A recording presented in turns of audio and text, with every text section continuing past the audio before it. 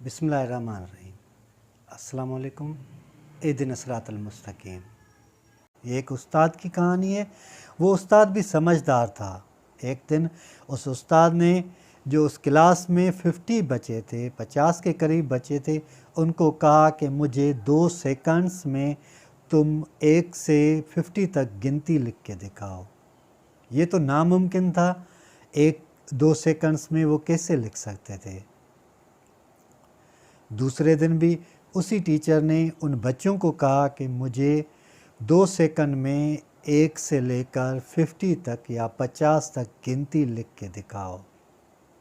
दूसरे दिन भी सिर्फ एक लड़के ने 1, 2, 3 यही लिखे तो टाइम ओवर हो गया। तीसरे दिन जब वो उस्ताद क्लास में आया तो बच्चों को कहा कि तुम मुझे 1 से लेकर 50 तक गिनती लिख के दिखाओ, वो भी 5 सेकंड या 3 सेकंड के दरमियानी। तो जल्दी में उन्होंने लिखना शुरू किया और 2 सेकंड में 1 से 50 तक उन्होंने लिख लिया। टीचर परेशान हो गया और खुश भी हुआ कि अचानक इनको कैसे इस मसले का हल मिला। तो उन्होंने जो उस क्लास का मॉनिटर था उसको कहा कि तुमने ये किस तरह से लिखा। तो उन्होंने बताया, सर मैं अपने दादा से मिला था, मेरे दादा बहुत समझदार हैं और मैं हर बात उससे शेयर करता हूँ। मैंने कहा कि कल हमारे टीचर ने हमको कहा था कि 1 से लेकर 50 तक गिनती लिख के दिखाओ, वो भी 2 सेकंड में।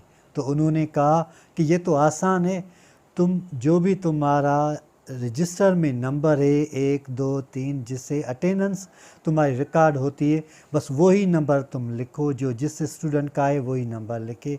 तो 2 सेकंड में तुम 1 से लेकर 50 तक गिनती लिख सकते हो।